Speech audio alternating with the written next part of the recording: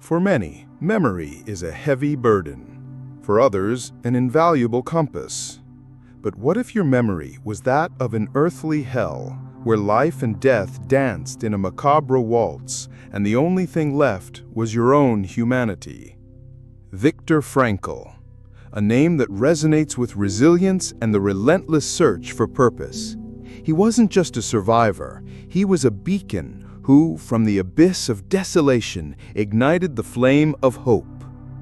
Before he was the renowned psychiatrist, the author of Man's Search for Meaning, Frankl was a young dreamer.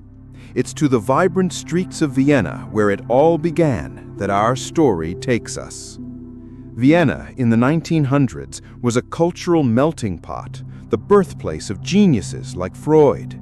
There, in 1905, Viktor Frankl was born, showing an insatiable curiosity about the meaning of life from an early age.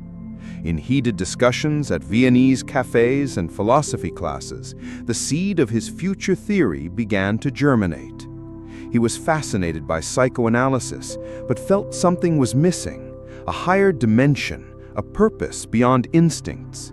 Frankl was a visionary in the making, ready to challenge paradigms. Then, darkness descended. In 1942, Frankl, his wife Tilly, his parents, and his brother were sent to concentration camps. Auschwitz, Dachau, names that echo unimaginable barbarity. There, Frankl lost everything. The biting cold of winter, the gnawing hunger, the smell of death permeating every breath. Survival was a daily miracle. He was a number, a slave, a testament to human depravity. But even at the epicenter of despair, Frankl observed something extraordinary. Those who found a glimmer of meaning, whether in the memory of a loved one or the promise of reunion, had a greater chance of survival. It was there, between life and death, that logotherapy was born, not as an abstract theory, but as a visceral truth. He clung to the belief that even when you can't change a situation, you can choose your attitude. That choice, for him, was freedom itself. In 1945, the war ended, but for Frankl, the end of physical horror gave way to an even deeper emotional void. Returning to a Vienna in ruins and discovering his entire family had perished was a devastating blow. The pain was insupportable. It was during this period of mourning and reconstruction that Frankl found the strength to write his masterpiece, Man's Search for Meaning. He poured his soul onto the pages, transforming his experience into a message of healing and hope. Logotherapy emerged as a philosophy of life. Humans are driven by the search for meaning in their existence.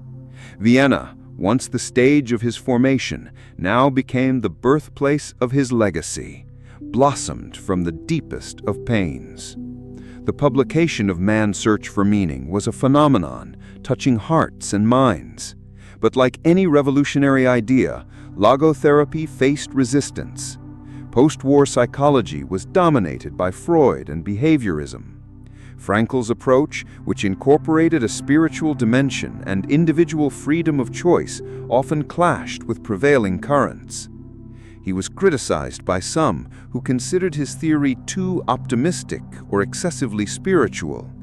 There were heated debates, articles questioning its scientific validity. But Frankl, with calm and conviction, defended his logotherapy, demonstrating its validity through clinical cases and human experience itself. He became a powerful voice, challenging the view that humans were merely products of their instincts or environment. Behind the respected intellectual was a man with a complex personal life. After losing Tilly, his first wife, Frankl found new love in Eleanor Ellie Schwint, marrying her in 1947. She became his inseparable companion, secretary, and guardian of his legacy. But Vienna, even after the war, was a city of whispers and gossip. Some questioned his swiftness of his second marriage or tried to unravel the mysteries of his pre-fame life.